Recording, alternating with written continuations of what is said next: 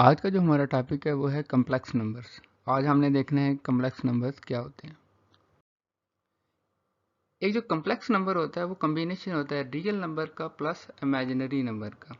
अभी तक आप जितने भी नंबर्स पढ़ते आ रहे हैं और सारे के सारे जो नंबर्स है वो रियल नंबर की एग्जांपल्स है। ये हमारे पास कुछ रियल नंबर्स हैं। इमेजिनरी नंबर वो नंबर होते हैं जिनका जब हम स्क्वायर लेते हैं तो उसका जो आंसर आता है वो एक नेगेटिव नंबर होता है। जिस तरह 1 जो है वो रियल नंबर में से एक ऐसा नंबर है जो कि जिसको हम कहते हैं कि ये एक यूनिट रियल नंबर है। इसी तरह जो अयोटा है वो यूनिट इमेजिनरी नंबर है। इसको हम आई से शो करते हैं। इसको हम लिखेंगे iota is equal to under root -1 और जब हम इसका स्क्वायर लेंगे तो उसका जो आंसर आएगा वो एक नेगेटिव नंबर आ रहा है जो कि -1 है। ये हमारे पास कुछ नंबर्स हैं जो कि सारे के सारे इमेजिनरी नंबर्स हैं। इन सारे नंबर्स में आप देखेंगे एक चीज़ कॉमन है जो कि है अयोटा। और अयोटा का क्या मतलब है? अयोटा इज इक्वल टू होता है अंडर रूट -1। इसका मतलब ये है कि इन सारे नंबर के साथ अंडर रूट -1 मल्टीप्लाई हो रहा है। कम्प्लेक्स नंबर कौन से होते हैं? हमने कहा था कि कम्प्लेक्स नंबर जो होता है वो एक कम्बिनेशन होता है रियल नंबर का प्लस इमेजिनरी नंबर का। इसको हम इस तरह लिखते हैं ए प्लस बी अयोटा। ए इसमें क्या है? रियल पार्ट है और जो बी है वो इमेजिनरी पार्ट है। ये हमारे पास कुछ नंबर्स हैं जो कि कम्प्लेक्स नंबर हैं। जो पहला नंबर है 1 प्लस अयोटा। इसमें जो रियल पार्ट क्या है 1 है और इसमें जो इमेजिनरी पार्ट है वो 1 है। ठीक है। इस तरह जो 39 प्लस 3 अयोटा है इसमें जो रियल पार्ट है वो 39 है और जो इमेजिनरी पार्ट है वो 3 है।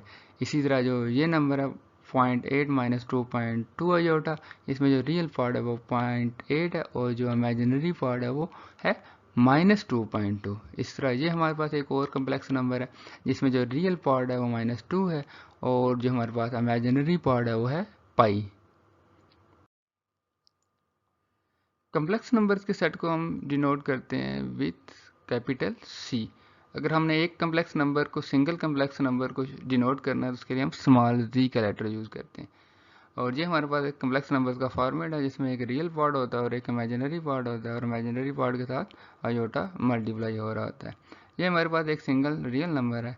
इसके अगर मैंने रियल पार्ट और इमेजिनरी पार्ट को अलग-अलग लिखना है तो मैं इस तरह लिखूँगा कि आर ई ब्रैकेट्स में जी। इसका मतलब ये है कि हम शो कर रहे हैं कि real part of ji is equal to ए।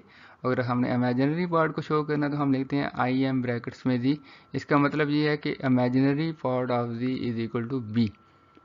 ये हमारे पास एक कम्प्लेक्स नंबर है जिसमें जो 2 है वो रियल पार्ट है और जो 5 है वो इमेजिनरी पार्ट है। अगर मुझे अब कहा जाए कि मैं इसका रियल पार्ट और इमेजिनरी पार्ट अलग-अलग करूं तो मैं इस तरह लिखूंगा कि real part of z is equal to 2 and imaginary part of z is equal to 5।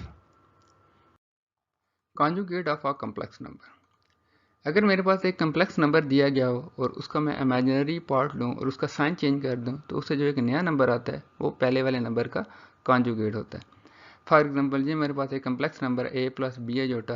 अगर मैं इसका साइन चेंज करता हूँ तो मेरे पास एक नया नंबर आएगा ए माइनस बी अयोटा। ये जो है ए माइनस बी अयोटा ये कॉन्जुगेट है ए प्लस बी अयोटा का। अब अगर मेरे पास ये नंबर दिया गया हो ए माइनस बी अयोटा, इसमें मैं इमेजिनरी पार्ट का साइन चेंज करूँ तो मेरे पास जो नंबर आएगा वो आएगा ए प्लस बी अयोटा। इस केस में ए प्लस बी अयोटा है जो है वो कॉन्जुगेट है ए माइनस बी अयोटा का। कॉन्जुगेट को शो करने के लिए हम उसके ऊपर एक बार लगा देते हैं। वो जो कम्प्लेक्स नंबर होता है उसके ऊपर अगर हम बार लगा दें तो उसका मतलब ये होता है कि हम उस कम्प्लेक्स नंबर का कॉन्जुगेट फाइंड कर रहे हैं। फॉर एग्जाम्पल ये मेरे पास एक नंबर था 5 माइनस 3 जो था, इसका मैंने कॉन्जुगेट फाइंड करना था, उसके ऊपर मैंने बार लगा दी तो ये इक्वल होगा 5 प्लस 3 अयोटा के। इसमें मैंने देखा कि इमेजिनरी पार्ट का साइन नेगेटिव है तो उसको मैंने पॉजिटिव कर दिया। इसके बाद मेरे पास एक और कम्प्लेक्स नंबर है -4 प्लस 7 अयोटा। इसका जो इमेजिनरी पार्ट है वो है +7। इसका जब मैंने साइन चेंज कर दिया तो उससे मेरे पास इस नंबर का कॉन्जुगेट आ गया जो कि है -4 -7 अयोटा। इसमें आप देखेंगे जो रियल पार्ट है उसका हम साइन चेंज नहीं कर रहे हैं, वो सेम रहेगा। अब हम एक्सरसाइज 2.5 स्टार्ट करते हैं जिसमें जो पहला क्वेश्चन है उसमें हमें कहा गया है कि हमारे पास ये कुछ एक्सप्रेशन है, इनको हमने एवेल्यूएट करना है। एवेल्यूएट करने का मतलब ये है कि ये जो अयोटा की फॉर्म में हमारे पास एक्सप्रेशन है इसको हमने सिंपलेस्ट फॉर्म में कन्वर्ट करना है। तो सबसे पहले हम पार्ट 1 को लेते हैं जो कि अयोटा रेज टू पावर 7। हमारे पास दो पॉसिबिलिटीज होंगी, या तो अयोटा की पावर जो होगी वो इवन नंबर होगा या एक ऑड नंबर होगा। अगर तो इवन नंबर होगा तो उस केस में वो जो एक्सप्रेशन है बड़ी आसानी से सॉल्व हो जाएगा। लेकिन अगर वो ऑड नंबर है तो उसमें आपने क्या करना है कि वो जो ऑड पावर है उसको आपने दो पार्ट में डिवाइड करना होगा। एक जो होगा इवन पार्ट होगा और एक ऑड पार्ट होगा। फॉर एग्जाम्पल ये हमारे पास एक्सप्रेशन है, इसको हम इवन और ऑड पार्ट में किस तरह डिवाइड कर सकते हैं कि हम इसको लिख सकते हैं iota raise to power 6 into iota raise to power 1। मैंने क्या किया, जो 7 नंबर था उससे पहले वाला देखा कि उससे पहले कौन सा इवन नंबर आ रहा था, वो 6 था, तो मैंने इस तरह इसको लिख दिया iota raise to power 6 into iota raise to power 1। उसके बाद मैं इसको लिख सकता हूँ अयोटा रेज टू पावर 6 को अयोटा स्केयर और उसकी पावर 3, और ये उसके साथ मल्टीप्लाई हो जाएगा। हम पीछे पढ़ चुके हैं कि अयोटा स्केयर जो होता है वो इक्वल होता है -1 के, तो हम अयोटा स्केयर की वैल्यू इधर इंसर्ट कर देंगे तो हमारे पास ये चीज़ आ जाएगी। और अगर आप देखेंगे ये -1 रेज टू पावर की जो 3 होती है वो उसका जो आंसर होता है वो -1 होता है। तो इसको जब हम सिंप्लीफाई करके लिखें तो हमारे पास जो उसका आंसर आ जाएगा वो आ जाएगा माइनस अयोटा। अब हम पार्ट नंबर 2 करते हैं, जिसमें हमारे पास दिया गया है अयोटा रेज टू पावर 50।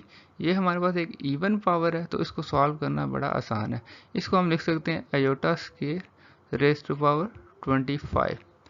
तो अयोटा स्केयर हम पढ़ चुके हैं -1 के इक्वल होता है, तो अयोटा स्केयर की जगह हमने -1 इंसर्ट कर दिया और -1 की जब हम पावर 25 लेंगे तो उसका जो आंसर आएगा वो -1 आएगा। नेक्स्ट जो पार्ट है उसमें हमने minus iota raise to power 8 को सिंप्लीफाई करना है। इसको हम लिख सकते हैं -1 raise to power 8 into iota raise to power 8। तो -1 रेज टू पावर 8 किसके इक्वल होगा, +1 के, तो ये इक्वल हो जाएगा अयोटा रेज टू पावर 8। ये हमारे पास अब पावर जो आ रही है वो इवन नंबर है, तो इसको हम क्या लिख सकते हैं iota raise to power 4। Iota square किसके इक्वल होता है -1 के, तो हमने अयोटा स्केयर की जगह -1 इंसर्ट कर दिया, तो -1 रेज टू पावर 4 किसके इक्वल होगा, +1 के। ये हमारे पास क्वेश्चन नंबर 2 है, जिसमें हमारे पास कुछ कम्प्लेक्स नंबर दिए गए हैं और हमने इनके कॉन्जुगेट फाइंड करने हैं। कॉन्जुगेट हम किस तरह फाइंड करते हैं, हम देखते हैं जो हमारे पास कम्प्लेक्स नंबर होता है उसका इमेजिनरी पार्ट देखते हैं और उसका साइन चेंज कर देते हैं। ये हमारे पास एक कम्प्लेक्स नंबर है, उसका इमेजिनरी पार्ट क्या है, +3 अयोटा। इसका अगर हम साइन चेंज कर देंगे तो उससे जो हमारे पास नया नंबर आएगा वो इस नंबर का कॉन्जुगेट होगा। इसके बाद जो नेक्स्ट नंबर है वो है 3 - 5 अयोटा। इसका कॉन्जुगेट क्या होगा, 3 + 5 अयोटा। इसके बाद -4 अयोटा का कॉन्जुगेट क्या होगा, -4 + अयोटा। इसमें आप देखें किसी भी नंबर में हम रियल पार्ट का जो साइन है वो चेंज नहीं कर रहे। इसके बाद क्वेश्चन नंबर 3 है, जिसमें हमारे पास कुछ कम्प्लेक्स नंबर दिए गए हैं और हमने फाइंड करने हैं इनके रियल पार्ट और इमेजिनरी पार्ट। सबसे पहला जो नंबर है वो है 1 + अयोटा। हम पीछे पढ़ चुके हैं किसी भी कम्प्लेक्स नंबर को अगर हमने डिनोट करना है तो उसको हम स्मॉल d से डिनोट कर सकते हैं। इस नंबर में जो रियल पार्ट है वो है 1 है और जो इमेजिनरी पार्ट है वो भी 1 है। इसके बाद जो नेक्स्ट नंबर है वो है -3 अयोटा +2, और इसमें जो रियल पार्ट है वो 2 है और वो जो इमेजिनरी पार्ट है वो -3 है। इसके बाद जो नेक्स्ट नंबर है उसको हम लिख सकते हैं 0 - 3 अयोटा। इसमें जो रियल पार्ट है वो 0 है और जो इमेजिनरी पार्ट है वो है -3।